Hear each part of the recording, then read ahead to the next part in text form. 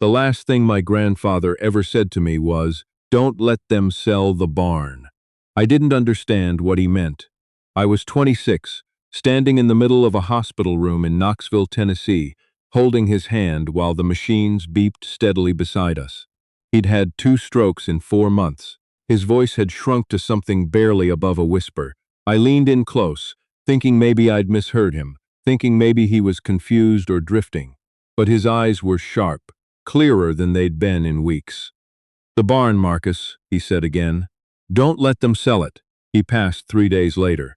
The reading of the will happened on a Tuesday morning in early March, in a law office downtown that smelled like old carpet and burnt coffee. My uncle sat across from me with his arms folded and an expression on his face like he'd already decided how this meeting was going to go. My mother was there too, perched at the edge of her seat, turning her wedding ring around and around on her finger the way she always does when she's nervous. My grandfather's attorney, a small, precise man named Calloway, shuffled through the papers without much ceremony. The farm in Harlan County went to the family trust. The savings account, what little was left after the medical bills, was split evenly between my mother and uncle. The house in Knoxville went to my uncle outright, which didn't surprise anyone. He'd been living there rent-free for 3 years anyway, helping with care, or so he said.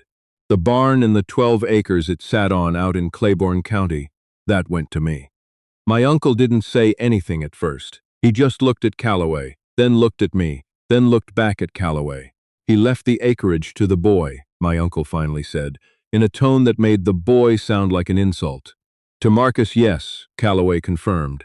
"That land has property taxes owed on it going back 3 years, my uncle said. "Somebody has to cover that. That would fall to the new owner," Calloway said. My uncle looked at me. "You have that kind of money." I didn't.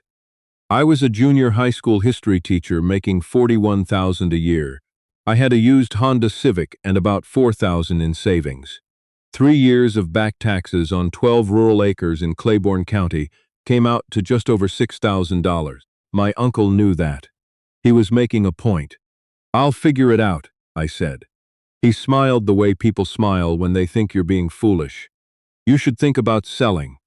I know a developer out of Morristown who'd take the whole parcel off your hands, give you enough to pay the taxes and have a little left over." "I'll figure it out," I said again.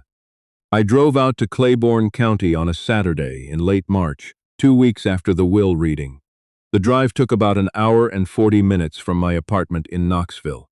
I hadn't been to that property since I was maybe 12 or 13, when my grandfather used to take me out there for long weekends in the summer. I remembered it as wide and green and a little wild, the kind of place that felt like it existed outside of regular time. I didn't remember the barn being anything special, just a barn. What I found when I got there was a property that had been left largely untouched for close to a decade. The access road off the county route was badly rutted, barely passable in my Civic. The fence line was down in 3 places. The land itself was mostly overgrown meadow giving way to thick second-growth forest, oak and cedar, and a lot of wild blackberry that grabbed at your jeans if you walked through it. And at the back of the property, set into a natural rise in the ground, and half hidden by an enormous old white oak that must have been 80 or 90 years old itself, was the barn. It was bigger than I remembered. 2 stories of old-growth timber and hand-cut stone foundation, the wood gone silver-gray with age, the roof still mostly intact. There was a heavy padlock on the main door, a rusted chain looped twice through the iron handles. The padlock looked newer than the rest of it. Not brand new, but newer, like someone had replaced it within the last 10 or 15 years. I didn't have a key. I stood there for a while, looking at the padlock, and heard my grandfather's voice again. "Don't let them sell the barn." I drove back to Knoxville and went through every box of his things that my mother had kept. It took me most of the afternoon, and into the evening. I found his military discharge papers from Vietnam. I found a cigar box full of old photographs. I found a bank book from a savings and loan that had been closed since 1987. And in the inside breast pocket of an old dress jacket that smelled like cedar and pipe tobacco, I found a small brass key on a ring with a piece of electrical tape wrapped around the bow. Someone had written on the tape in black ballpoint pen, in my grandfather's cramped handwriting, "M, when you're ready." I drove back out the following Saturday. The key fit. The inside of the barn was dark and cool and smelled like hay and old motor oil and something else underneath. Something dry and papery, like old books left in a closed room for too long. Light came through gaps in the siding in long, dusty columns. There were the usual things you'd expect. A rusted disc harrow in the corner, some old 5-gallon drums, a workbench along one wall with hand tools hanging above it, a hay loft above, half full of baled straw that had gone pale and loose with age. I almost missed it entirely. I was walking the perimeter of the main floor, just getting a sense of the space, when I noticed that the workbench extended further than it should have. The barn was maybe 60 feet wide, and the workbench ran about 20 feet along the north wall. But when I looked at the exterior of that wall from outside, the barn was only 40 feet wide on the inside of that section. I walked back in and looked at the workbench again. Pushed on it. Solid. No give. Then I looked at the floor. There was a seam in the floorboards. Not a gap. The boards were fit tight, but a seam that ran in a square about 3 feet out from the wall and 8 feet across. Old boards, same as the rest of the floor, but if you looked at the grain pattern, they didn't quite match up the way continuous planks would. They'd been cut and reinstalled. I found the release by accident. There was an old coffee can on the workbench full of nuts and bolts. When I picked it up to move it, I felt the workbench shift slightly under my hand. Not the bench. Something inside the bench. I felt around underneath the lip and found an iron lever recessed into the frame. It took both hands and a good amount of effort to pull it, and when it gave with a sound like a bank vault, a low, solid thunk of heavy tumblers disengaging. The section of floor swung upward on a counterweighted hinge. Wide stairs, concrete, leading down into the dark. I stood at the top of those stairs for a long time. My heart was doing something irregular, and I was aware of my own breathing in a way I don't usually pay attention to. Got the flashlight from my car. I went back and I went down. The room below was roughly the size of the barn above it. Concrete block walls, a poured concrete floor, a low ceiling with a single bare bulb on a pull chain that, to my absolute shock, actually worked when I pulled it. Someone had wired the room off a separate circuit, running power from God knows where. The bulb threw a yellowish light across the contents of the room. There were filing cabinets. 11 of them, old lateral style, arranged in 2 rows. There were wooden shelves along both side walls, floor to ceiling, packed with cardboard boxes labeled in a handwriting I didn't recognize. There was a folding table in the center of the room with 4 chairs around it, and on the table, sitting by itself like it had been left there deliberately for whoever came down those stairs, was a large brown envelope sealed with red wax with my name written on the front. Not Marcus. My full name, middle name included. In my grandfather's handwriting, my hands were not steady when I picked it up. Inside was a letter and a smaller sealed envelope. The letter was 3 pages, handwritten, dated 8 years earlier. I sat down in one of the folding chairs and I read it in that underground room with the bare bulb burning above me. My grandfather's name was Elias Harmon Cole. He'd grown up poor in Claiborne County, gone to Vietnam at 19, came back at 21 with a bad knee and, he wrote, a particular disgust for men who use money to make themselves untouchable. He'd spent the next decade working in the mining industry in East Tennessee and Southwest Virginia, heavy equipment, not management. And in the mid-1970s, he'd started to see things he couldn't ignore. A network of foremen and company managers had been systematically running fraudulent safety inspections and pocketing the difference between reported repair costs and actual expenditure. Mines that failed federal inspection criteria were being passed anyway. Equipment that should have been replaced was being kept in service. And 2 of the men at the center of it had family connections that ran deep into county government in 3 counties, which meant every time someone tried to report it, the complaint disappeared. There had been a collapse in 1978 at a shaft mine in Lee County, Virginia. 4 men died.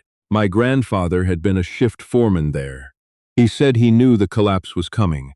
He'd filed 3 separate maintenance reports on the shaft lining in the 4 months prior. Every report had been signed off as reviewed and approved by men who, he was certain, never set foot underground. He couldn't prove it. The company settled with the families quietly.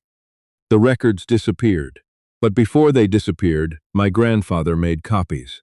20 years' worth of internal safety reports, falsified inspection documents, financial records showing the discrepancy between budgeted and actual safety expenditures, and private correspondence between the men involved.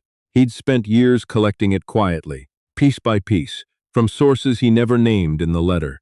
Some of it was original documents, some was photographic reproductions. All of it was in those filing cabinets.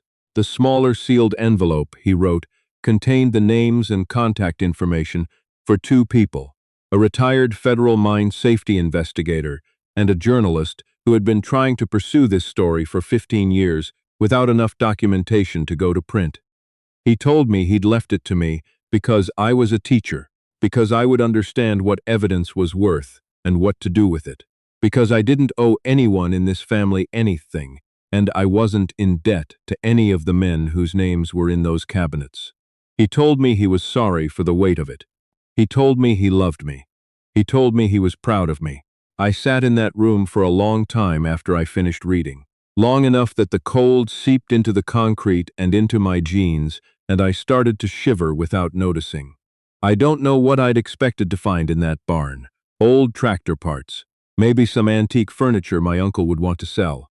Not this. I drove back to Knoxville and didn't sleep. What I kept coming back to was the question of what I was supposed to do with it. I was a high school history teacher. I didn't have lawyers. I didn't have contacts in federal agencies. I had $4,000 in savings and a Honda Civic and a set of keys to a property in Claiborne County with 11 filing cabinets full of documentation about events that had happened before I was born. I also had 4 dead miners in 1978 who never got justice. I called in sick the following Monday and drove back out. I spent the whole day going through the filing cabinets methodically, cabinet by cabinet, box by box. The organization was meticulous. My grandfather had indexed everything, cross-referenced by date and company and individual name. Whatever else I could say about the situation, the man had spent years doing this carefully. He wasn't panicking. He was building a case. The names in those files were old men now, if they were still alive at all. Some of the companies were defunct, but some weren't. And the families of the men who died in that Lee County collapse, they were still there. I looked them up that night from my apartment, on my laptop at my kitchen table. Some of the names I found obituaries for, but not all. I found the phone number of the journalist my grandfather had named. She worked for an investigative outlet based in Nashville now. I sat with my phone in my hand for a long time before I called. She picked up on the second ring. When I told her who I was and what I had, there was a pause on the other end of the line. Then she said very quietly, "Where are you right now?" We met 3 days later at a diner in Tazewell. I brought the envelope my grandfather had addressed to me and the index my grandfather had created for the filing cabinets, and 2 of the documents I'd selected myself. 1 falsified inspection report and 1 piece of correspondence between a company manager and a county official. Enough to show her what was there without handing everything over at once. She read through them at the table without saying a word. When she finished, she looked up at me. "How many cabinets did you say?" 11. She put the papers down flat on the table and pressed her palms over them. "Your grandfather did this alone, as far as I know." She was quiet again. Then, "There are people who would very much like this to disappear. I know, not abstract people," she said. "Specific people. Some of them still have money and connections." "I know that too," I said. I paid for the coffee. We talked for another 2 hours. What happened over the next 6 months is a longer story than I have time to tell here. The short version is, we did it right. I retained a lawyer, a real one, a former U.S. attorney who took the case pro bono because she'd been trying to bring a related case for years, and this was the missing piece she'd never been able to find. We documented the chain of custody for every piece of evidence. We worked with federal mine safety investigators. We brought in historians who specialized in labor law and industrial safety to authenticate the documents. Nothing went to the press until the legal groundwork was solid. The article ran 11 months after I first opened that padlock. It was a 40-page investigation. 3 of the men named in the documents were dead. 2 were not. Both of the living men had their remaining assets frozen within a week of publication while federal authorities investigated. One of them, I later found out, had been on the board of a charitable foundation in Knoxville that my mother had volunteered for. She called me when she found out. She didn't say much. She just said, "Your grandfather knew, didn't he?" It wasn't a question. My uncle called too. He'd heard about the property, about the filing cabinets, through the family grapevine. His first question wasn't about the miners. His first question was whether there was anything in those files worth money. I told him I didn't think so. He said I should have consulted the family before going to lawyers and journalists.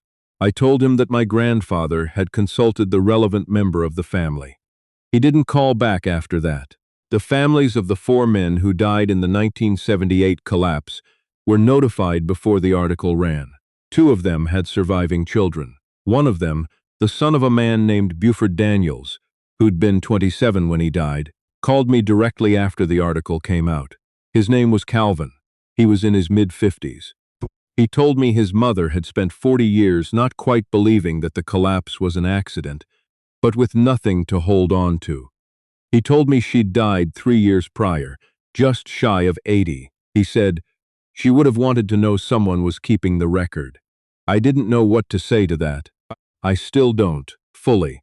The property taxes got paid from a small grant from a journalism foundation that helped fund the investigation. I kept the 12 acres. The barn is still there, the filing cabinet still in the room below, though most of the documents are now in the custody of federal archivists. I go out there sometimes on weekends, just to walk the land. The white oak is still enormous.